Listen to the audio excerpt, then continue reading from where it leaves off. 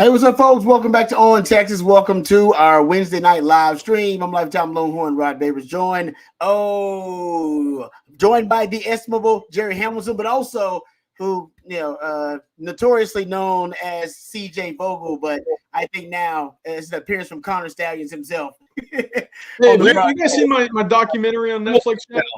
Have you seen my Netflix documentary? I just want you guys to make sure that well done. I'm innocent. I didn't do it. Well done. Well, I am a national champion. Everything you need to know, I already know it first. So just making sure you guys know that one. Hey, see that? Hey, you know what? You've outdone yourself, brother. Not gonna lie, you've outdone yourself. Hey, it's a strong likeness too, strong resemblance there too, man. You got the details. I like it. All right. Wait until he wears it into the game Saturday. Yeah, you think I'll be I'll have my own statue? You know, I get out to Ann Arbor, I'll be treated with free drinks, right? That's the whole point. I love it. Hey man, he's a cult hero around there. All right, we know that, and he did it for the love. He did it for the love, man. He did it for the love of Michigan and our Longhorn fans. They're here for the love, of course, of the Texas football program. We appreciate all you guys joining us here on Texas Football for the Wednesday night live stream. We'll answer all of your questions, address as many of your comments as we can. We already know Texas, Michigan. That's the big topic of conversation. Sark had a Zoom call with the media. So we'll get into some of those comments. We'll also, of course, continue to preview this matchup leading up to the big game for the Longhorns on the road in the Big House.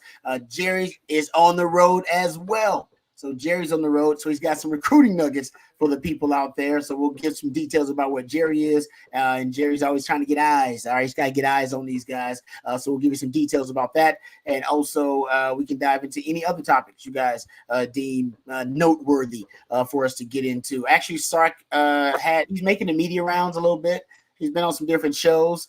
So also Sark had some comments on a national radio show that we might get to as well if we have some time. So we got a lot of stuff to do.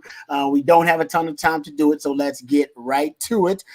Jerry, I'll throw it to you first before we start diving into Texas, Michigan, which is what everybody wants to talk about. You are on the road, man. You're on the road. You always are. We appreciate you working hard for the people. Give the folks some details about where you are and why you are in that location. Yeah, I'm actually in Athens, Georgia tonight. So I've been up and started in Saraland Monday, was in the Atlanta area Tuesday and Wednesday, made my way down to Athens to stay the night. I'm then going to head into South Georgia tomorrow before ending up Friday at Jamie French's school and game at Mandarin, weather permitting. It's not looking great right now. Today I went to Milton High in Alpharetta to see Caleb Bell, the Arkansas defensive line commitment that Texas just offered a couple of weeks ago. Son of Kendrell Bell, former Georgia and NFL All-Pro linebacker. And then after that, I went to North Gwinnett to see Braxton Kyle, defensive lineman committed to Rutgers that Texas and Georgia both offered here a couple of weeks ago. So took a look at those two guys. So, Tuesday was the Nick Brooks, Joseph Mbaktu, who's unbelievably talented, and Tyler Atkinson, the five-star linebacker. And Matthew Hutchinson, Rod hasn't seen these. Could you bring up Tyler Atkinson's first three-game huddle? If we can get that. I forgot to have that brought up. I want Rod to watch the junior linebacker at Grayson, who will visit for the Texas-Georgia game. He visited in June. I think Texas is in his top 3 or 4, along with Georgia, Auburn, Tennessee, Clemson, Texas. Ryan Nelson there, he's talking about Caleb Bell's underrated. Look, Caleb Bell, looking at him today, 10 and a quarter, 10 and a half inch hands, 80-inch wingspan, 6'3", 260, 265 right now, but he's got the frame to get up to 295, 300 pounds. All right, Rod, dude, put the children away. This guy's a maniac. Ooh. Yeah.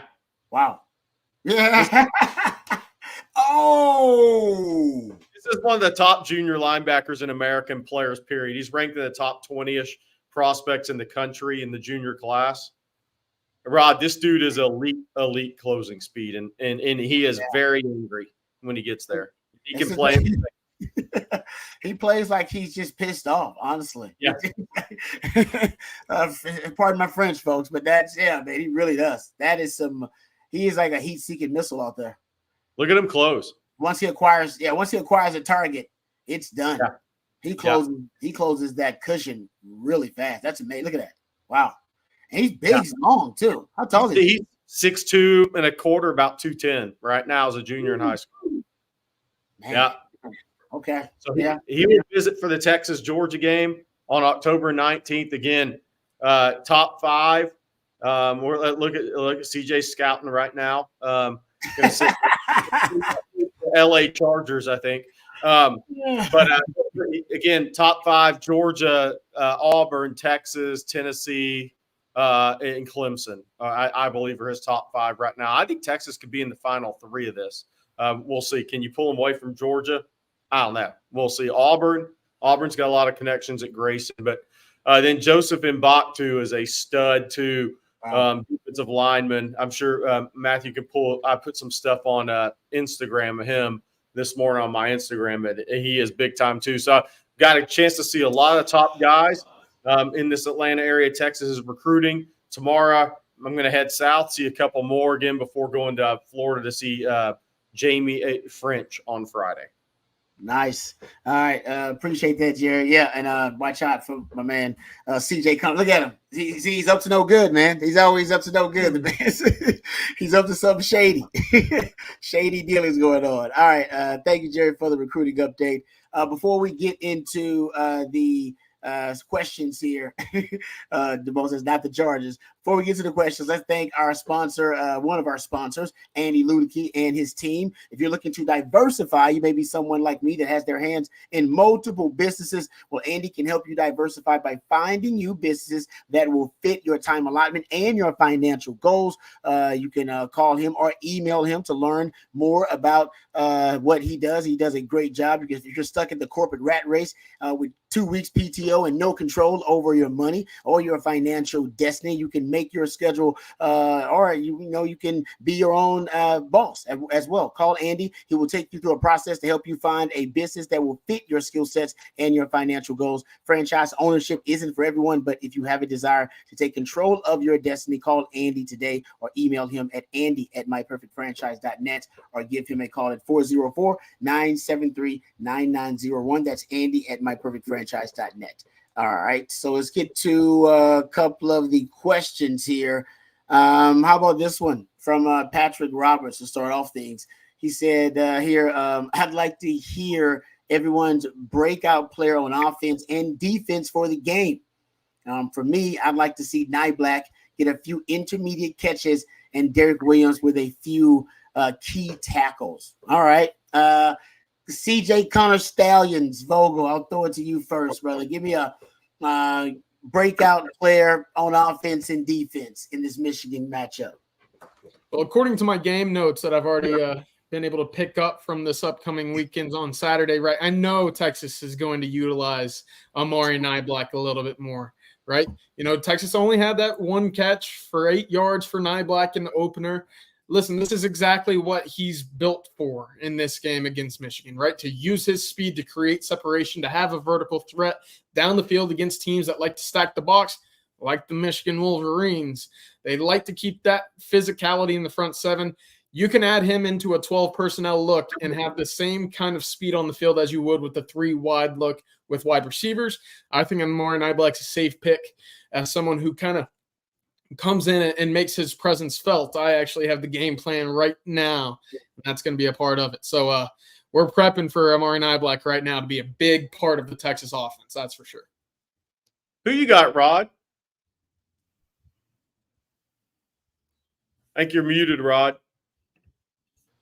Breakout player. Sorry about that. Breakout player for me in that game. I'll go on the defensive side since you were with Nyblack on the offensive side of things.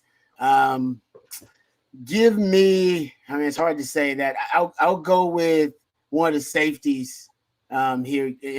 I think they're going to put Jahdae Barron at safety a little bit. I think that they're going to complete I've been thinking about this with Colston Loveland and him being the only passing threat. I think it's possible they move him around a little bit like they did in the Colorado State game. And Sark even mentioned that they were ready to move him to safety if need be. I think to try to neutralize Colston Loveland, who is the only focal point of the passing game. They funnel everything through him. Maybe move Janae Barron around and see if they can match up on the big man. He's legit, but he's probably the only threat you really got to worry about in the passing game. So I like that to kind of to start the narrative about him being the most versatile DB in the country. Yeah, I like the Amari Niblack pick from Mr. Stallions. He's really done his homework on the Horns as usual. But I almost wonder Silas Bolden, because I was going back and forth on Bolden and Niblack. Rod, is there a reason that they weren't as involved last week, but we're going to see them more involved this week is my question. I think the answer to that's going to be yes. So I'm going to go with Silas Bolden. If Texas can pass pro and give Quinn time, the guys who can make plays after the catch, I think are going to have real opportunities against Michigan. Yep. Be interesting to see how Texas comes out to attack them, because I'm with you. I know Sark's got something up his sleeve. I think we're just kind of hypothesizing exactly what it could be. I definitely think it has to do with spreading them out and using your speed. We just don't know what creative way Sark's going to do it. All right. Thank you, Patrick, for the question. We appreciate that. Cisco says, can you touch on how this is the most Sark type team and how that will play a pivotal role this Saturday? The most Sark type team. What are your thoughts about that? The most Sark type team. If that's because he likes the type of players he likes, fast, speedy guys on the outside and big humans in the trenches, that could be it. But even maybe the attitude of the guys that he's recruiting, that he's brought in and acquired, they all have a certain type of football character and makeup. Maybe that's it. What are your thoughts, guys?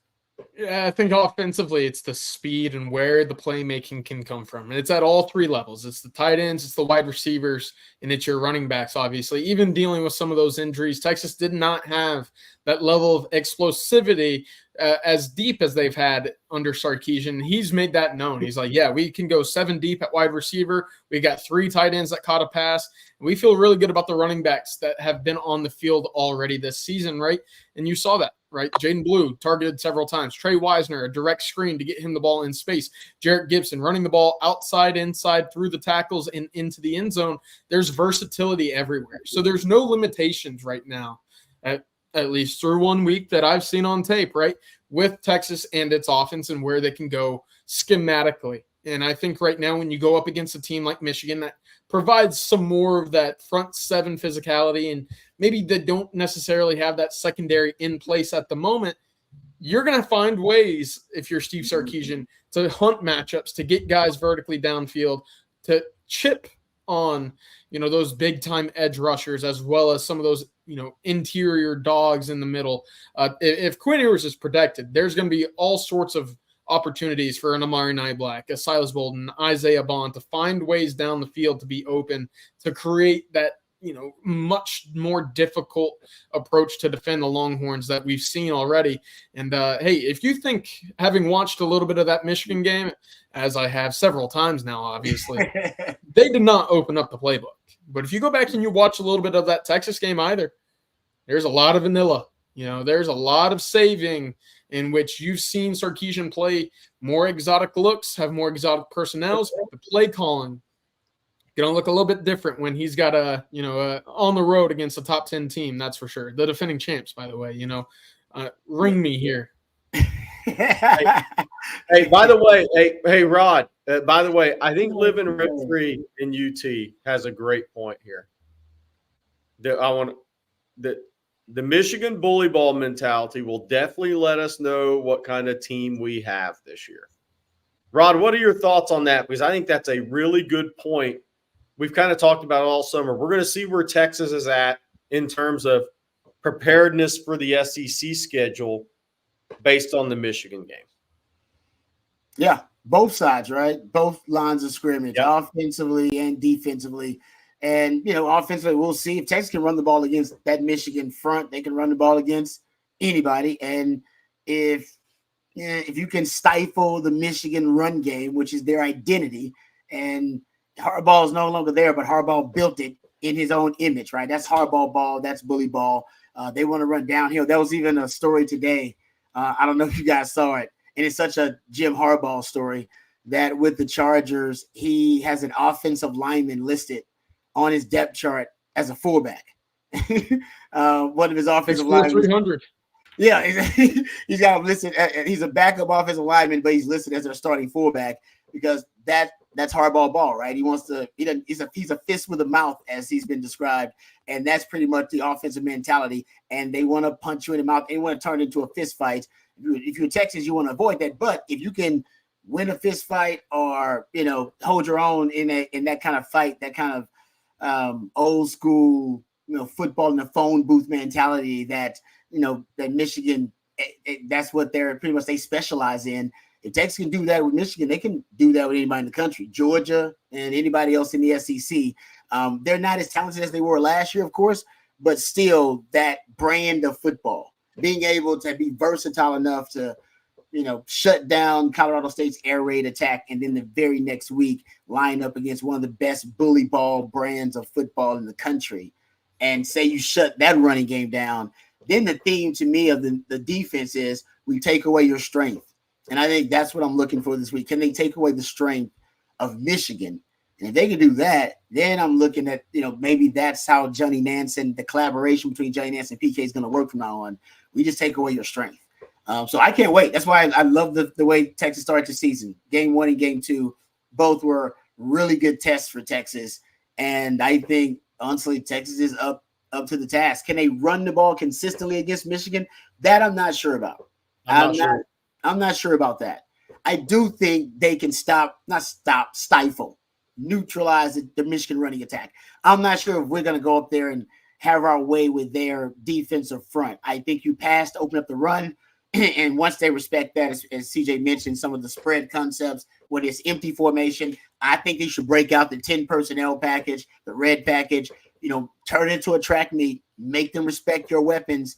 And once Michigan has to do that, they'll lighten up that box a little bit. And I think you got a chance after you stress them out with the passing game a little bit. So I'm with you. You're right about that living rent free, man. It's a great test. It's a great test for for a lot of different areas. I think also for Quinn, we'll talk about that too.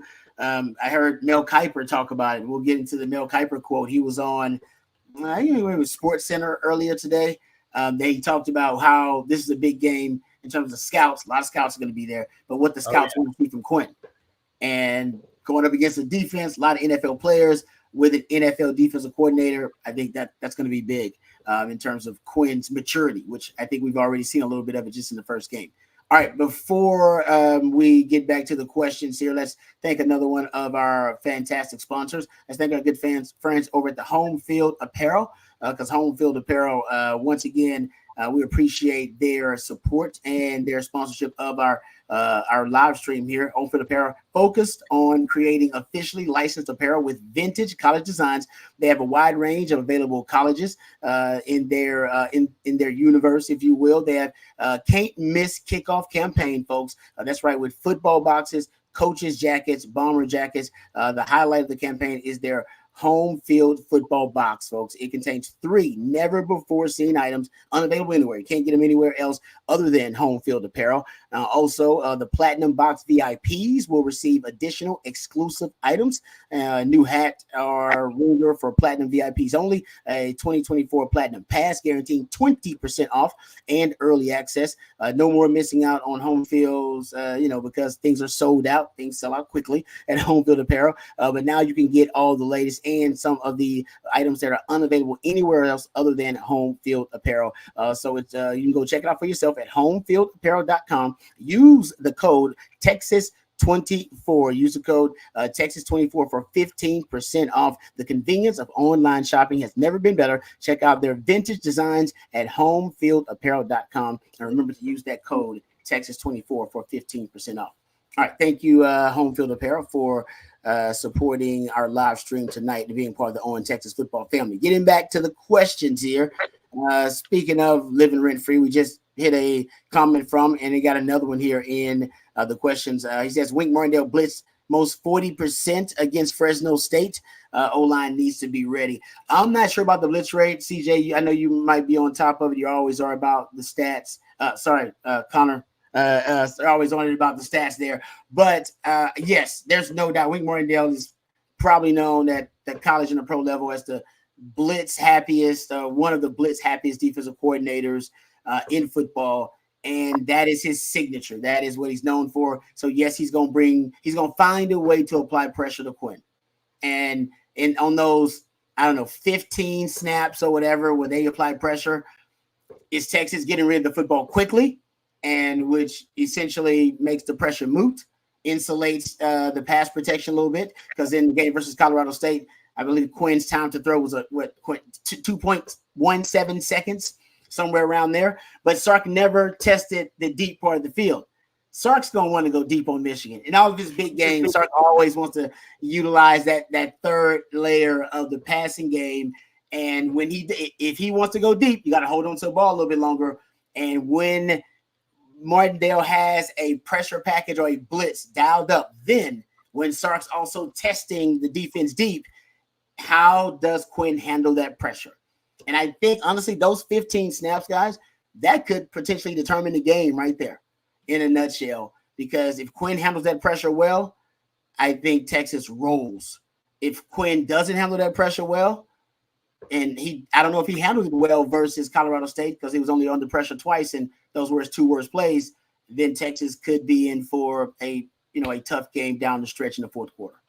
Yeah, I'm going to need you guys' help, right? Ever since this NCAA, and I can't stand the NCAA, ever since that they, outbarred me from the league or whatever, I can't get to the head coaches, right?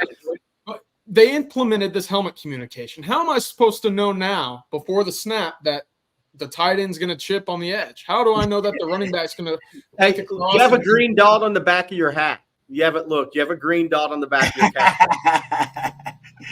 No, you did it, man. They really hung you up the drought. Well, I'm not going to be able to relay ahead of time who's helping in pass protection. Well, shoot. Well, I guess I'll have to find a different way to get my impact on this game.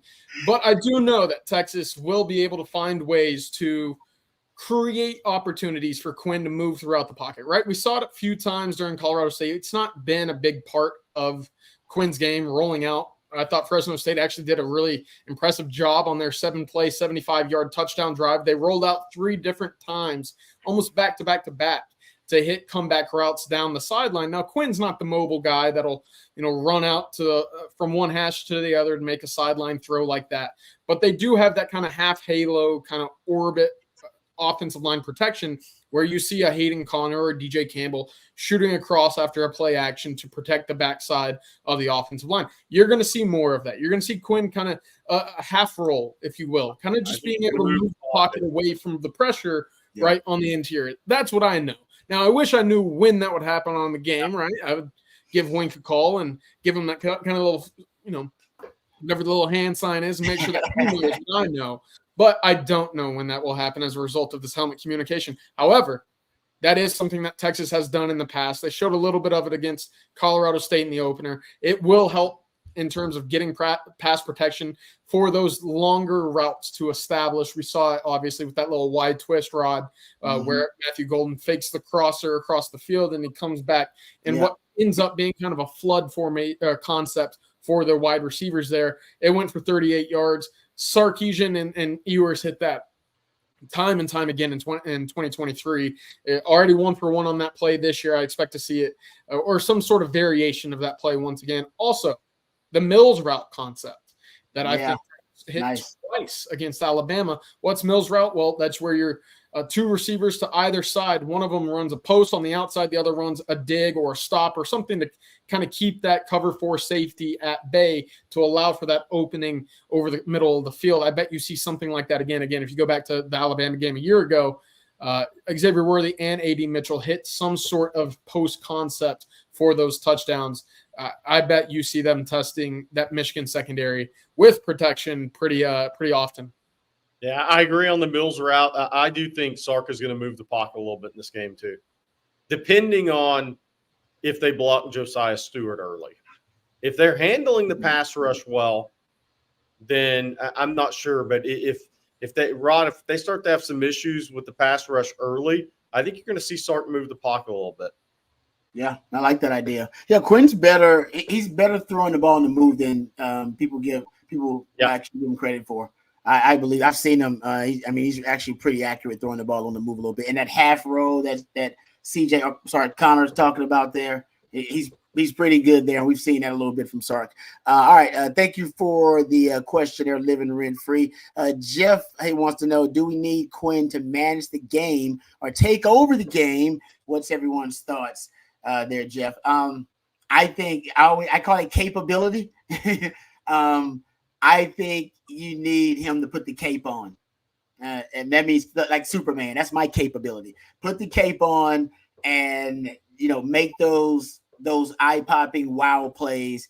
Have your Heisman moment. And first round game. This is your first round game. Yes, this is that kind of game. Yeah, exactly. So I take over the game for me because I think they're going to run the offense initially through Quinn. I don't think they're going to go up here and just hand off the ball against Michigan. You're right, Jerry. I think you lead with a higher early down pass rate in the first half, probably close to above 55%, maybe hovering around 58%. But those are quick passes in the screen game, establish the RPO game early on.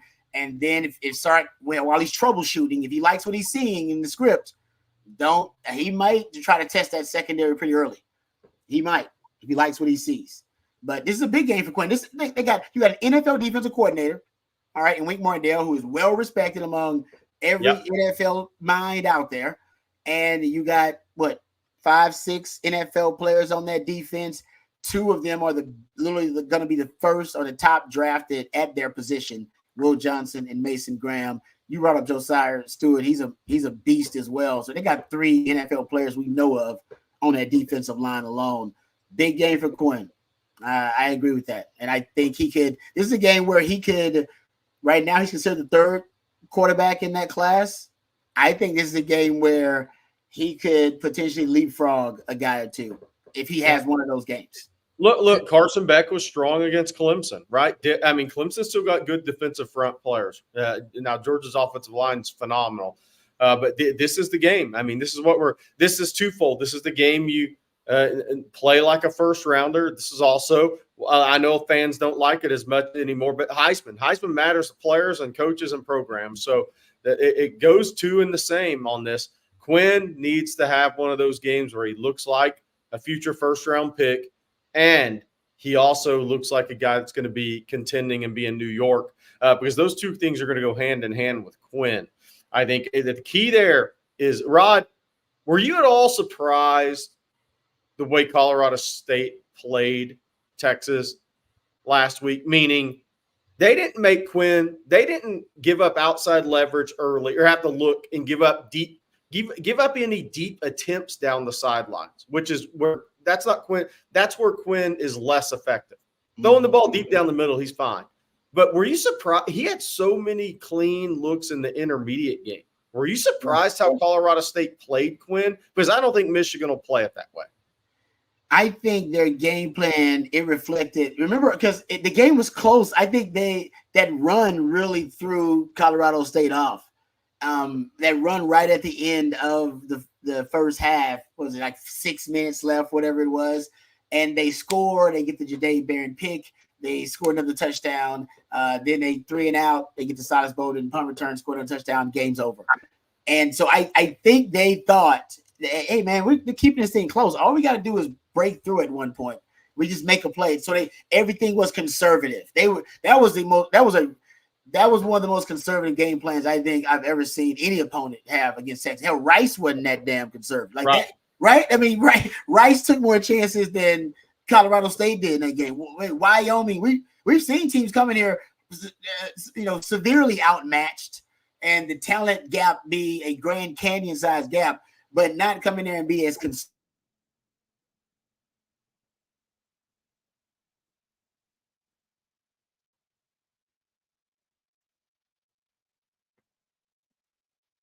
I think we had some connection issues there. But see if we can get CJ, you're back. Are you back? Okay. Yeah, Michigan tried to take me down. Can you believe it? Rod's back now. I think we had some connection issues with Rod. Okay, I think you're back now. Oh, sorry about that. All right. See, that's probably what Connor Stallions. Was that you, Connor? Yeah. They're out to take me down. They're trying to silence me. All right, getting back to it. I see the super chat here. Comes from Biggins. Thank you very much. We appreciate the super chat. What about this? In my opinion, Sark is going to set up an opportunity early for Bond to burn Williams one-on-one. If he can beat the shoulder and Quinn delivers, it's a 40-plus yard touchdown. My call. I could see if Sark is troubleshooting and likes what he sees, I could see him taking a shot early. Just because it will quiet the crowd and get some momentum. Look, William Johnson's a tremendous corner. Obviously, Will Johnson going to be a top 15 type pick. The kid from Fresno had 6 for 90 on him, Rod, in that game. I mean, so look, the whole key is Texas handling the pass rush up front. If Quinn has time, which Keene did not, and Keene is not Quinn throwing the football, if Texas gives Quinn time, which means you give Sark time to dial it up, then Texas is going to have success throwing the football in the intermediate game and down the field against Michigan. Look, Michigan lost. We talked about this earlier today, CJ. Mike Sanistrill, 6 interceptions, gone. Rod Moore tore his ACL in the spring, 2 interceptions, gone. They had another corner that had an interception, gone. And then they had a D tackle off a tip ball that had an interception. But the 10 interceptions off that team last year, gone. 9 of those were made by guys in the secondary that are not playing this year. So, Rod, the question is, you can replace players in the secondary, but a guy like Sanistrill had 6 picks now. Those guys are hard to replace. You don't just replace those guys year in and year out. So Michigan lost a lot of their ball hawking off this team last year. I'm interested to see how this plays out, this game and this season for Michigan. Yeah, with Michigan secondary, it's pretty interesting, right? You look back at that game, and you wouldn't expect Fresno State to have that success vertically down the field. And I say that, they didn't bust anything that went for 40 or 50 yards, or there weren't any busting coverage. But Mikey Keene on passes beyond 10 yards down the field, how about 8 of 12? You don't expect that for Fresno State to hold up, 1, in protection, and he didn't have a whole lot of time, but 2, to have that type of success. 67% on passes beyond 10 yards. That's very successful, right? We've flipped that around. We've talked about it all week as well. But Davis Warren only was 20%? He was 1 of 5 for 10 yards. They did not have a vertical passing attempt. So Quinn Ewers, I thought, anytime he's thrown between that 10 to 20 yard range, and maybe you stretch that up to 25 in terms of the comebacks, the deep crossers, the outs. Listen, I've watched the tape plenty. I know what Quinn Ewers can do there. That's one of the things in which I think that there's going to be opportunities if that offensive line provides protection for Quinn in Texas, that Texas will have those windows down the field to throw the ball into. Listen, they're a good defense. They're not an impenetrable wall, and it was proven on Saturday by Fresno State. They moved that ball 240 yards through the air. I know the pressure got to Keene at some times, but listen, if you're Quinn Ewers, you have to like the makeup of this secondary right now. It's not what it was a year ago. Yeah, and essentially they did it as a one-dimensional team, right? They didn't have a run game at all. Exactly. Good stuff there. All right, getting back to the questions. Appreciate you guys and your participation. How about this one from Drew? Are we the fans wearing white or orange because of the maze out? I don't know. See, Connor Stallions, Connor CJ Stallions. What are you hearing up there? What do you think? Well, let me break character here, Rod. I actually think that they're going maze out to kind of hide some of that orange that will be infiltrating the big house, right? If they go blue, I think the orange sticks out just a little bit, right?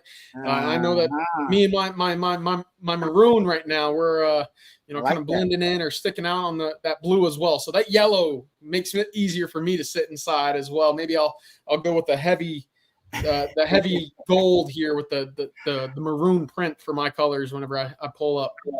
That's a great point, though, about the maize and the blue. I didn't even think about that, but you're right. It does. The burnt orange sticks out even more. And I've heard I got folks on the ground there that Michigan fans, some of them, they're not too optimistic about their chances, and the tickets are going for ridiculous prices, and they're choosing, I'd rather count my money and watch this butt whipping at the house. And they're discouraging Michigan fans from selling their tickets to Longhorn fans, and like, hey, don't sell it to Longhorn fans. The Longhorn fans got a lot of money, and they're willing to pay for to go watch their team when it's really good. All right, so let's before we get back to the question, let's thank our friends over at Autograph.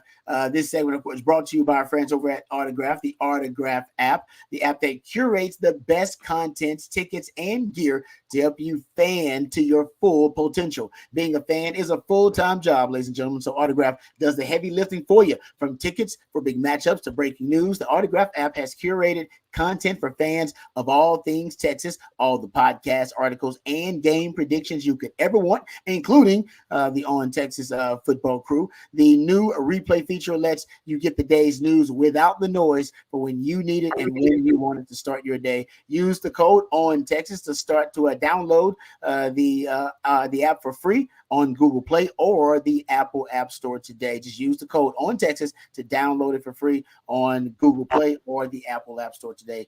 Thank you very much to Autograph, and that's the Autograph app. Feed your fandom with the Autograph app. Use the code On Texas. All right, thank you guys for that. We appreciate it. How about this one from Dante McLeod? Do you think we will get to see Trey Moore this game? Yeah, I mean, we'll see Trey Moore a lot.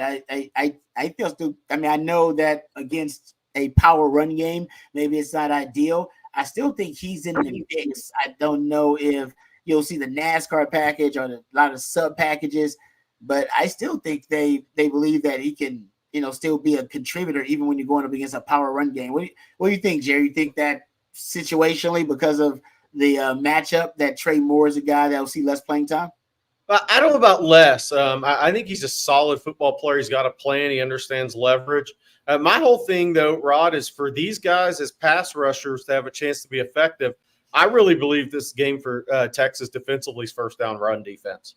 That's just what I believe. I think it's first down run defense, because if Michigan's setting up 2nd and 5, obviously their power run game is going the direction they want it. If it's 2nd and 9, 2nd and 8, that changes the calculus, and that's going to give a guy like Trey Moore more opportunities on 3rd downs. But you kind of wonder, a lot of that also, Rod, depends on, does Davis Warren still take the majority of the snaps Saturday? Or does Alex Orji get more snaps Saturday? If you have the pocket passer, Davis Warren, and you can get Michigan to the 3rd down in longs, then the pass rush will have a chance at that point. But I think Trey Moore is a solid football player, that he understands leverage. He understands how you have a plan at that position. I think he's a really tough football player too. I think he's going to have an impact on this game. I'm not saying he's going to have 2 or 3 sacks or anything like that. That all depends on Texas first down run defense. If Texas doesn't play the run well on first down, your pass rush's ability or possibilities are going to be negated. Yeah, Jerry, I'm glad you brought that up. I went through, the snaps on first plays of series versus Texas and Colorado State and Michigan versus Fresno State. Texas, as you would expect, very pass heavy to begin drives. 11 drives. Again, I excluded all of the kneel down situations. 8 of those 11 drives started with a pass. Yeah, that's what you expect with Quinn Ewers. That's what you expect with Steve Sarkisian. That first drive as well, I've talked about it in the offseason, 76% of first drives are pass plays. Texas went 4 or 5 on the first drive, throwing the football on that opening drive. Whereas Michigan, kind of the complete opposite. 7 first downs on drives. How about 7 rush attempts? So there you go. You get a good look at the schemes and philosophies of, hey, we got to start with 3 yards. And if we get 5, that's great. If we get 7, that's even better. But we got to start out ahead of the chains to make it shorten for us. Also, Rod, we've talked about this. Michigan's going to try to shorten this game. That's not going to surprise anybody. Anybody who's watched Michigan in the past, they know that this is what they want to do. They want to own the time of possession, own the line of scrimmage. That's exactly what they want to do. How about the 130th slowest snap or time per snap in week 1 out of 133 FBS teams? So just under 33 seconds per snap come off the clock. That's going to be a big indicator early on. If Texas is able to get a couple quick stops, that's going to kind of detour exactly what Michigan wants to do in terms of their philosophy of owning the time of possession and creating some of those lengthy drives. Fresno State did a tremendous job in this. Their first 6 drives in the first half, none of them extended past 3.5 minutes.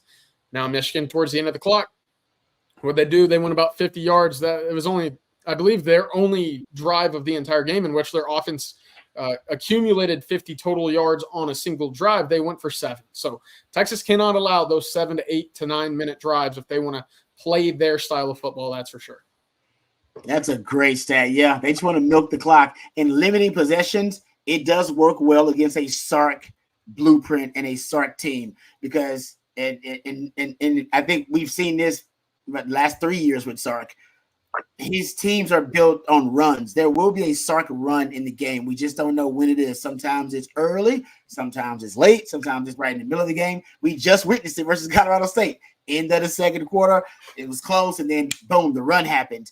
And it's happening now. The best part of it is happening in a complementary fashion. You're getting, special teams to help out and defense to help out in those runs. But early on, Sark couldn't hold the lead, and they would collapse and give up the lead and then lose the game. And now I think the expectation, just like they did last year, they'll find a way to hold on after the run. And Sark's offense and his philosophy is built on that. The big humans is not to set the tone, guys.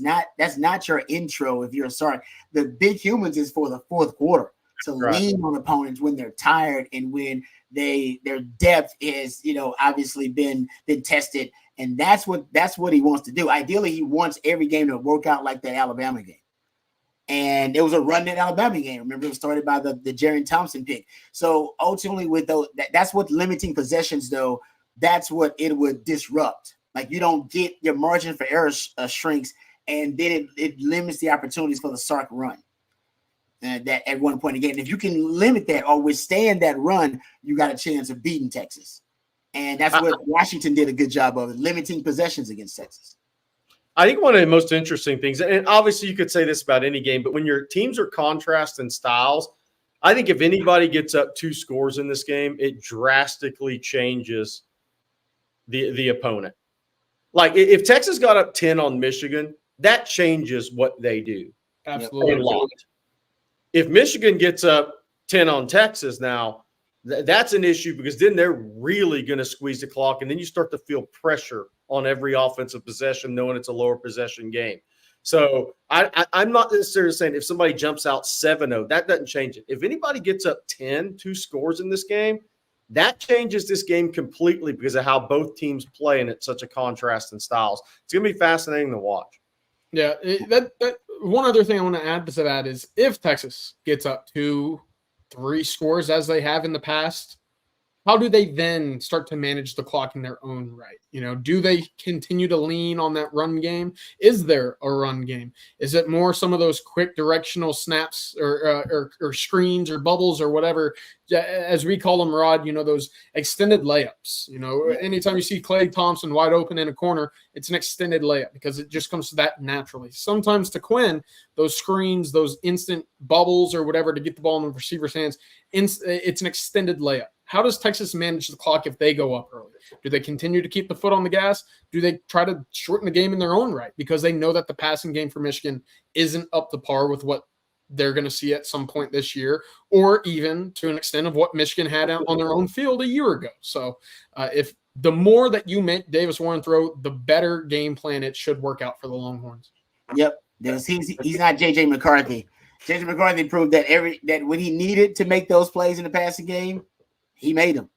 I don't know if Davis Warren can make those plays in the passing game if you're Texas and you give them those one-on-ones on the outside. It's going to be fascinating. Justin Yarbrough has super chat here. Thank you, Justin. We appreciate it. Says, which player that's being talked about the least will have the biggest impact? Jaden Blue is my pick with catching the ball out of the backfield. Thank you, Justin, for that super chat. That's a good one. What are your thoughts, guys? What are your thoughts? Yeah, defensively, there's one name specifically that I'm looking at. It's Barron Sorrell, and I think because he provides that help out of the backfield or out of the run game and in the pass game, right? He can get to the passer, but more so when Texas does go to that kind of heavier bare front, he's a part of that. He's a big piece of what Texas needs to have in terms of limiting the run lanes and creating opportunities to get after the passer. The number one thing that I look at right now is on that Michigan offense line, Evan Link, their right tackle. Michigan didn't allow a whole lot of pressures offensively for their quarterback. but they did out of that right tackle position. How about 3 quarterback pressures, 2 hits on the quarterback in a hurry? I know it's PFF, and I know that there's sometimes some numbers that don't line up all the way. But when you look at that passing grade that he received versus the rest of the offensive line, that's the weak link right now that we saw at least against Fresno State. It could change week 2 against Texas, who knows? But it sets up very well for Barron Sorrell, Ethan Burke, some of these big bodies to face a right tackle that maybe doesn't have as much confidence as that rest of that offensive line. Whereas I think Trey Moore, and when Colin Simmons is on the field, you'll see him on that left side as well. Yeah. No, you're right. That run game, it's just that Michigan's going to force you to have to defend more gaps, right? They're going to break out the 12 personnel and the 21 personnel, line those guys up, force you to defend more gaps in the running game. So you need more big bodies. Thunder Pup, thank you for the super chat. Says, do you think UT will try to do to Michigan what TCU did to Michigan 2 seasons ago? I couldn't ignore that game. Yeah, I mean, I think Texas will try to blitz Michigan with speed. They should try to turn this into a track meet. I see my man CB says, Rod, is Michigan ready for the speed Texas has? I don't necessarily think that they have the guys to match up with Texas in the passing game for 4 quarters. I do think, for a while they will, but Sark he's troubleshooting. He'll figure out where the vulnerabilities are based on the coverages that he's seeing. So it's only a matter of time before they get the opportunities. Now, will they cash in? That's a different discussion. Will the pressure get there? The pressure get to Quinn? Will Quinn be able to make the accurate throw? But I think Sark will be able to dial up enough shots, or at least to be able to maximize and weaponize the speed for Texas against Michigan. And listen, they play Ohio State, guys. So listen, Ohio State, I know Texas got some speed. Ohio State got some speed too. So they have a blueprint for not stopping, but at least a game plan for how to match up against a high-octane, prolific, elite passing game with NFL first-round talent at quarterback and at wide receiver. It ain't the first time they're going to see it. But I think Texas still can take advantage of Michigan's pass defense because as Jerry mentioned, they lost a couple of guys. Rod Moore was a really good player from in secondary. Will Johnson, I wouldn't make a living out of attacking him, but the rest of those guys, I like Texas' chances in those matchups. Hey, Rod and CJ, I want to bring up a quote from Bobby Burton asked Tony Hills a question, because I know we have a lot of fans that check in different times of the day. But on Coffee and Football this morning, we had Tony Hills, lifetime Longhorn, NFL veteran offensive tackle. And Bobby asked him a really good question. I wanted to get the chat fired up for those that didn't watch Coffee and Football this morning. Why did Tony Hills pick Texas? I want to ask you, why'd you choose Texas? I'm going to tell you this, Bobby, and I mean it 1,000%. I didn't choose Texas. Texas chose me. And I say that with all humility. I had a unique experience when I was 14 years old to leave the country to play international basketball. I saw things from a different perspective. When I got back, I decided I'd pick up this football thing and became one of the top tight ends in the country. I had offers from all over the place. And the minute that I got hurt and people didn't see my value, there was only one man and one school that did. So for me, Texas is not just about ball. Texas is about seeing value in a broken person and saying, hey, you are more than just the thing that you do. We love the character and the person that you are, and we want you here. That's what Mac told me, and he proved it by keeping me on scholarship. So for me, when I got to Texas, it wasn't just about football. It was about me showing Mac that he made the right decision. I think that the fans in that place, Austin, Texas, is special, right? You're talking to a guy that played almost a decade in the NFL, and I will never have the same feeling that I have when I come back to Austin. I want to ask. That's pretty powerful, Rod, as somebody played that wore the uniform. Yeah. No, I mean, I think everybody's got, their own kind of personal reasons why Texas was the place for them. And it should be something, that, like he says, that is something that is deep and, that is connected to your soul almost. And I feel like that too with Texas. I think that's why all the guys end up coming back, either to have that camaraderie with the team and the program, to live in Austin, Texas, where they're around the family. I think it is a deeper connection. I got a lot of the friends that went to great football programs around the country and played in the league, and they don't have that type of intimate connection with their program and with their fans. And so Texas is special. I'm not saying they're the only ones around the country that have it, but it is something special. And I think Mac did a great job of, because I wasn't around for the Darrell K. Royal years. I know they were special, but Mac did a great job of promoting family. Like, that was his big thing. I always tell people I committed to Sally. I didn't commit to Mac. I was on the phone with Sally, and I was talking to Sally, and Sally handed the phone to Mac, was like, "It's done. He's committed." Because that's how it was done. And my mom, used to actually walk around the stadium with Sally at times, and it was a deep connection that I had, and I think that my family had with Texas. My mom told me I was going to Texas because she loved Mac Brown. She said he was a genuine man, and she loved him, and he made my mom a promise, which still to this day she loves Mac Brown. And the promise was, he said, "I guarantee you," he said, "your son will graduate from Texas." He said he will graduate from Texas. I guarantee you. And I left without graduating. I went to the NFL for 4 or 5 years, had my cup of coffee. First visit that I had when I went back to Texas after I got done playing. And Mac, when he see me, he said, "Hey," he said, "Are you still playing?" I was like, "Yeah, I haven't really gotten many calls." He was like, "Let me get you enrolled. Let's get you enrolled." And he brought me down to Brian Davis and got me enrolled in school. He's like, "You figure it out. If you want to play, you get a call, then we'll figure it out. But in the time being, get enrolled." He said, "I made your mama a promise. I plan on keeping it." So I have my own connection, and the fans have been so good to me. So I think every player has their reason why, the university is special to them, and they should, right? The name on the front and the name on the back is what you should be out there playing for. And the name on the front, it's special because that is family too. The name on the back is your family, but the name on the front, man, that's family. That's no doubt. And I think everybody sees it that way. Yeah, hey, the story is, Mac. I always said Mac, Hall of Fame coach, Hall of Fame human being. Even me and Mac had our disagreement. It was a professional disagreement, and last time I saw me and Mac hugged it out, and Mac told me how much he loved me, and I told him the same thing. Mac, and the only reason Mac came after me a little bit is because he thought I was bad mouthing some of his players. And like he said, I did the same thing for you. If somebody was bad mouthing you, I called a couple of guys in, and I said, I respect that, Mac, but I got a job to do too. I wasn't bad mouthing the guys. I was just being a little critical. And Mac, you're being real. You're being real. Yeah, he's like, those are my guys. You know what? I had to respect it. Those are your guys. So I respected it. And, me and Mac, obviously, we put that to the side. So I love Mac, great guy, represent the university well. And I think Sark's doing the same thing. I think Sark's a genuine guy. I think Texas has a special dude back there. You know who Tony Hills said Sark reminds him of from afar? It was Mike Tomlin. I thought that was interesting. Wow. Thought that was interesting. That is interesting. That's a hell of a comparison. Mike Tomlin is such a good coach. That's great. I like that. That's outside the box. Can't wait.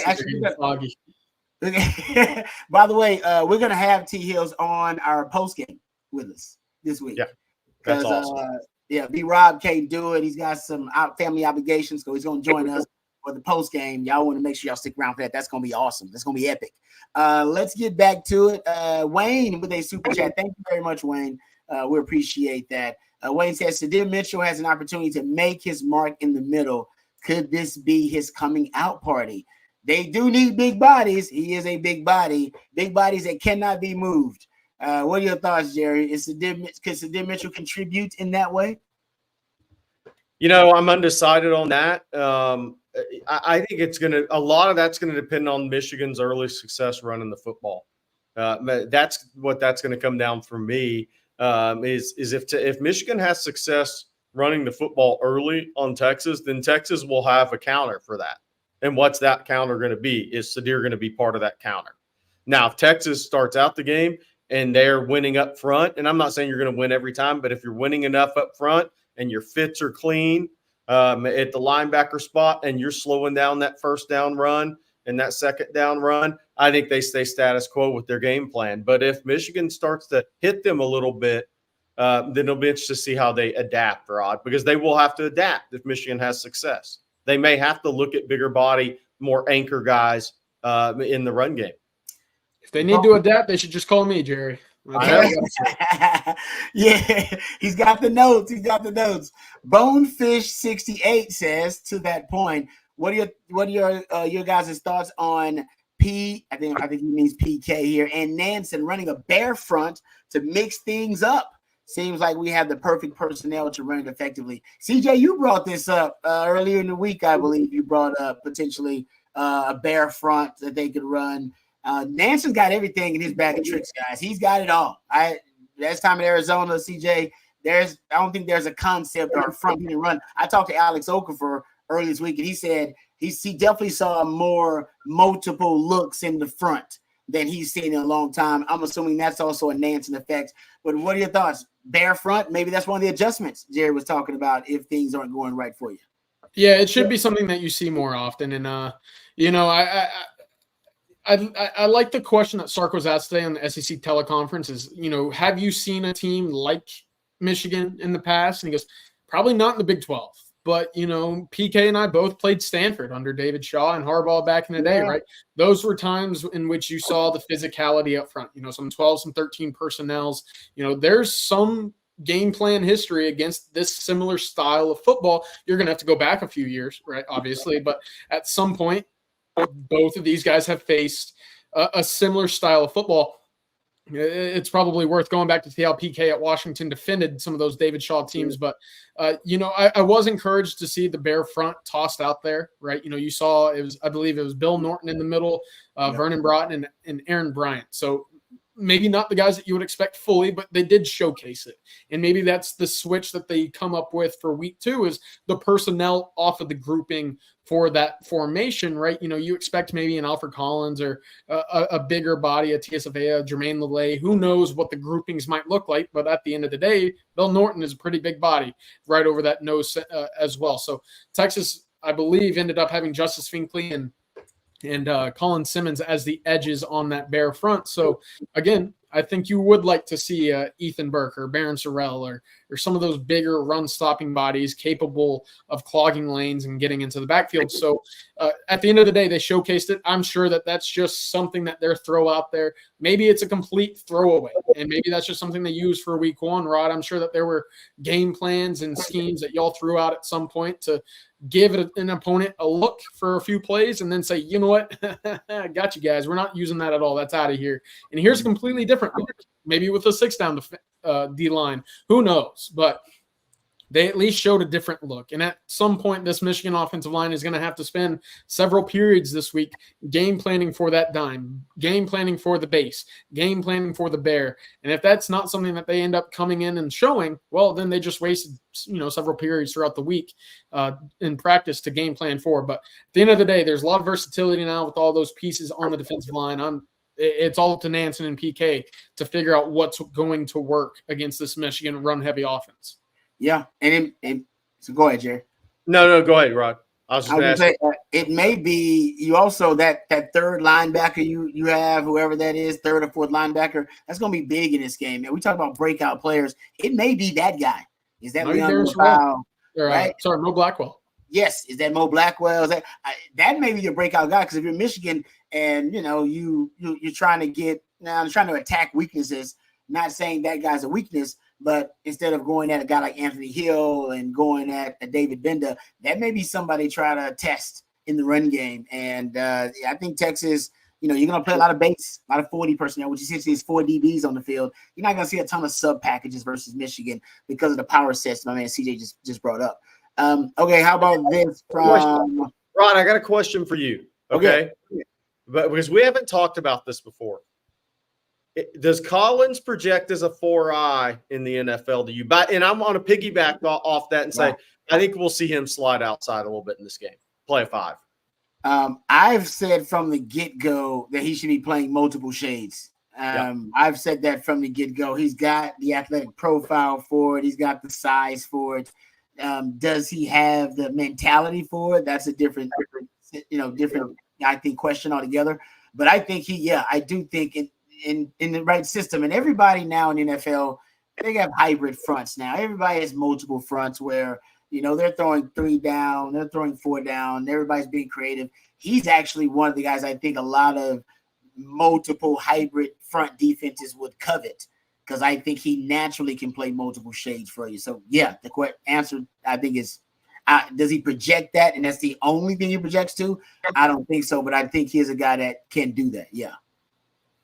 I like that. All right, getting back to it, Jameson. James wants to know, how many wide receivers will we see, and will we see Amari Niblack to put their linebackers out of position more often? CJ certainly believes that's going to be maybe the change up. What if you could predict, what's the one thing that Sark creatively, he's going to break, he's going to have something up his sleeve? Is it Niblack? What could it be? I think it's going to be potentially a 10 personnel package. All right, spread them out, something they definitely haven't seen and can't prepare for. Is there anything else you guys can think of that maybe break out? The teams that have moved the ball best against Michigan in the last 2 or 3 years, it's been from spreading Michigan out. It's not playing their game. It's spreading it out versus Michigan.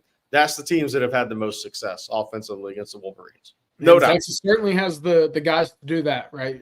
I mean, you throw Bond, Golden, Bolden, Wingo, Cook, Moore, whoever you want on the field. That's a lot of speed. That's a lot of speed that Michigan's not used to seeing on a week in, week out basis. And I also question whether or not they see that in practice. Because what's the big thing that we talked about with Michigan's offense? Where's the explosivity? Where's the yak? Where are the guys that create plays with the ball in their hands? Like it. I don't know if they have them. I like it. That's good, CJ. I like it. No, that's good. No, really, because I think that's why the Texas DBs have taken such a leap. Look at the wide receivers they face in practice the last 2 years. It's like, hey, man, you're facing first-round caliber wide receivers. It's going to make you better. I like that point you just made there, CJ. Good stuff. All right, getting back to, before we get to a couple more questions, I know we're getting close to the end of our live stream. Let's thank our good friends over at Duck Camp. Duck Camp, of course, part of the On Texas football family.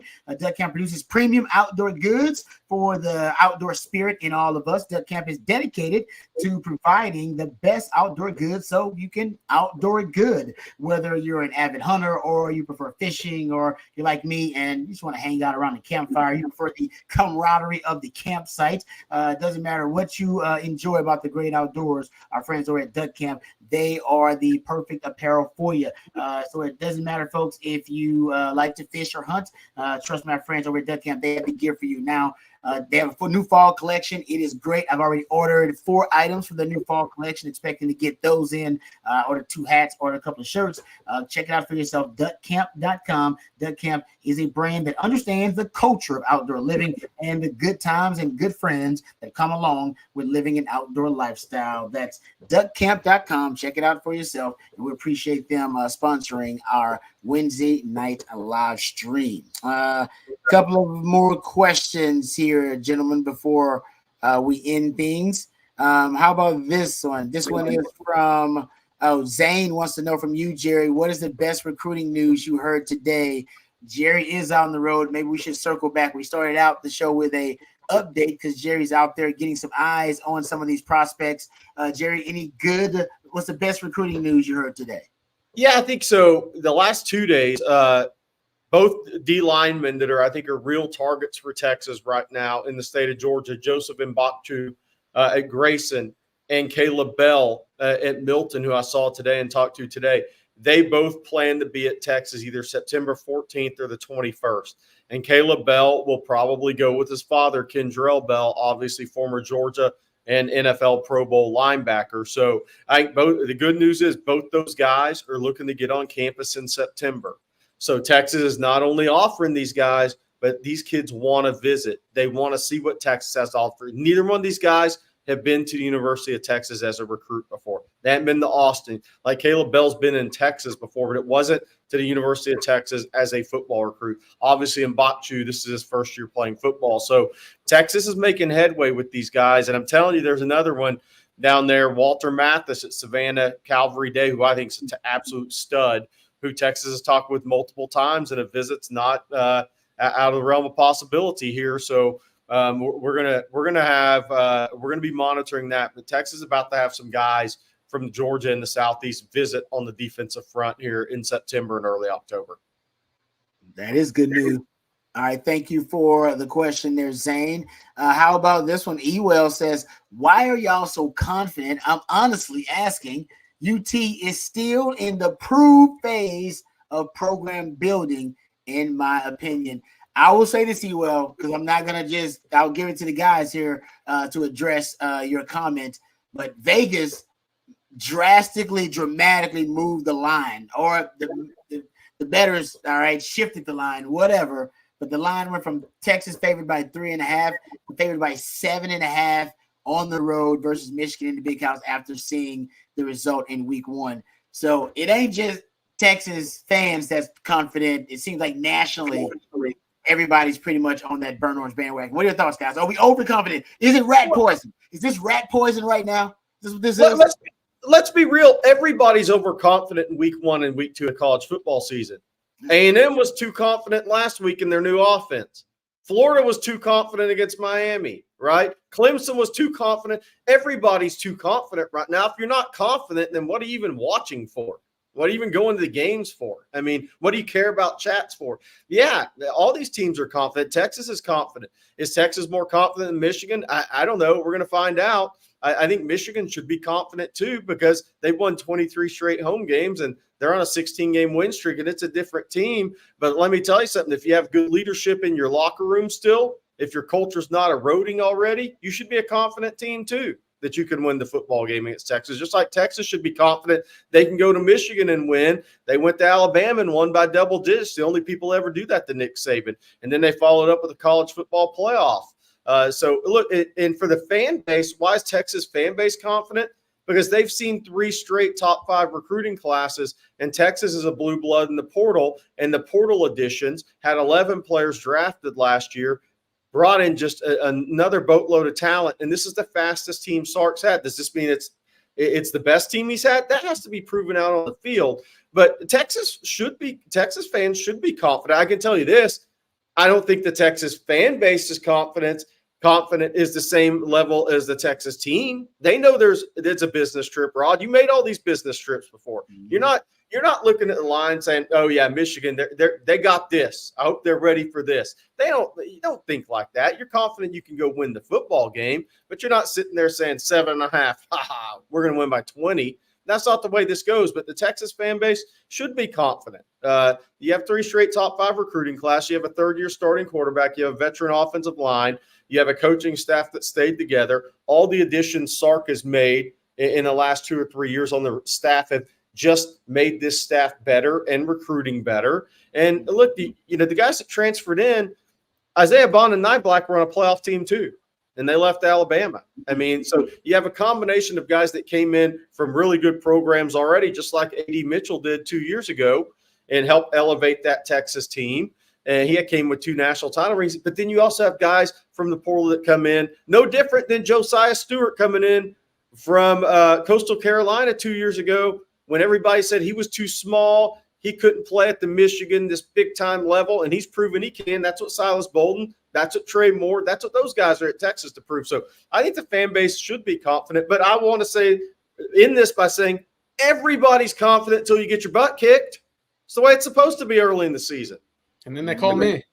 That's right. And there they go. I do like Bobby's point, though. I'm not overconfident. Last year wasn't the best version of Bama. This isn't the best version of Michigan. This is the best version of Texas. I think that's fair. Ewell followed up, but here's the reality. Texas is still building, and to his point, but I'm here to tell you that Texas has proven something on the field. They've gone from 5-7 to 8-5 to 12-2, and won the Big 12 and got in the college football playoff. So they have proven something on the field. They've proven that they're ascending under Steve Sarkisian. Does that mean Texas is going to win the game Saturday? That's going to come down to who plays better. If Texas goes up there and turns it over 3 times, 2 times in their own territory, Michigan's probably going to win the game. But Texas has proven something on the field in a pretty short amount of time. Does that mean the job is over for Sark? No, of course that means the job is over. But I'll say this. since 2000, Texas has finished in the top 10 9 times, and Michigan's finished 8. Look, it's 3 years ago. Michigan fans are ready to get Harbaugh the hell out of town. I remember that. Yep. Things changed, man. And what happened, Connor? What happened? Connor was hired, and then Connor was hired. Connor Stallions happened, baby. That's what happened, David. Hey, I got the boys in blue a ring. That's right.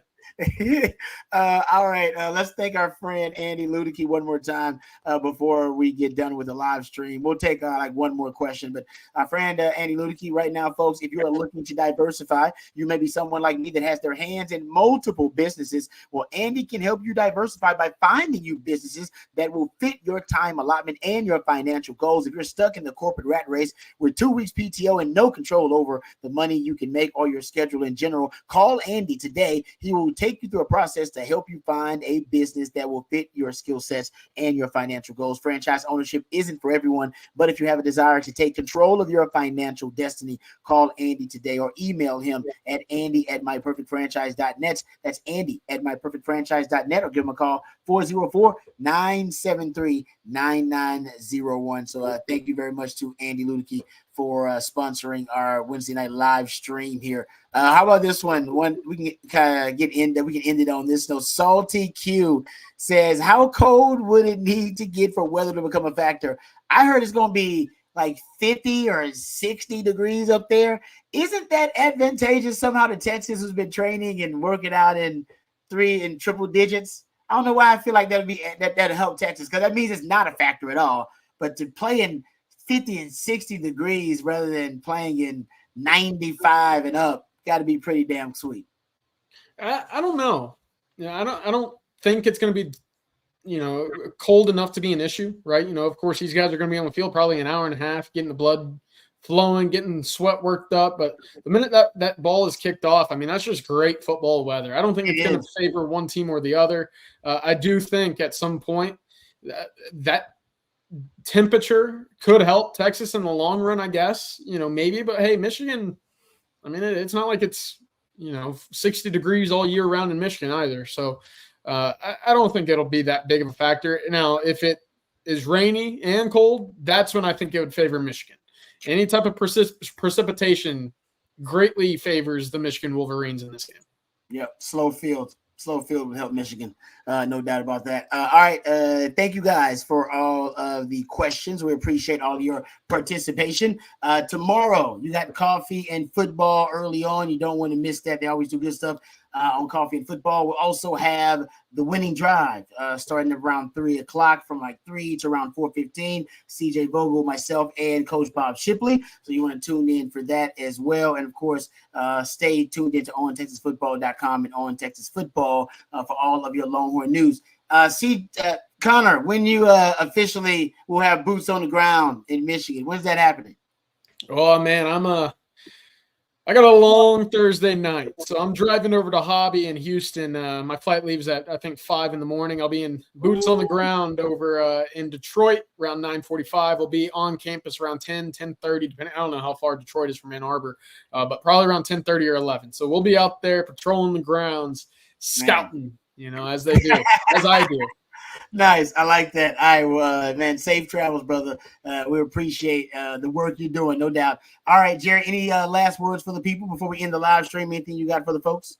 No, man. I just look, we're 3 days away from the game. This is it's going to be awesome. My thing is, look, I think Michigan is going to put on a show. Look, they called Derek Jeter in the hand to have to carry the game ball out, man. It's a big game when they pulled Derek Jeter up from Tampa, Florida, right? He's got he's retired. They pull in the Yankee Clipper up there for the game. So, it's a big day at Michigan. I'm so excited. There is not many times in college football where ESPN Game Day and Fox Big Noon Kickoff are there at the same venue for the same day for the same game. That is big-time college football. Texas has never played at Michigan. These two teams have only met once before. Even in the chat, the guys, it was 2004. Texas won 38-37. And that was a legendary performance by Vince Young, right? Who's going to step up? And nobody's going to have a Vince Young performance. That's my thing, Rod and CJ. Who's going to step up and have the performance Saturday? Somebody's going to step up and have that elite performance Saturday, and that's going to be the difference in this game. Somebody for one of the two teams, and we'll see who it is. Yep. And they're going to make themselves a whole lot of money, too, because there'll be a lot of NFL scouts in the building to watch this matchup. All right. Thank you, guys. Thank you, Jerry. Thank you, CJ. Thank you, Matthew, behind the scenes. Really appreciate you. You're the real MVP. Thanks to all you guys for your participation and all of the super chats. Thank you to Biggins. Thank you to Justin Yarbrough, to Thunder Pup, Wayne Watson. We appreciate all your super chats as well. Thank you guys for all your questions too. Tomorrow, don't forget Coffee and Football starting up at 8. Don't forget the winning drive starting up around 3:15, somewhere around there. Until next time, for CJ and for Jerry and for Matthew behind the scenes and the On Texas Football family and for Home Field Apparel and also our friends at Duck Camp as well, Andy Ludicky and Autograph. Until next time, hook 'em horns.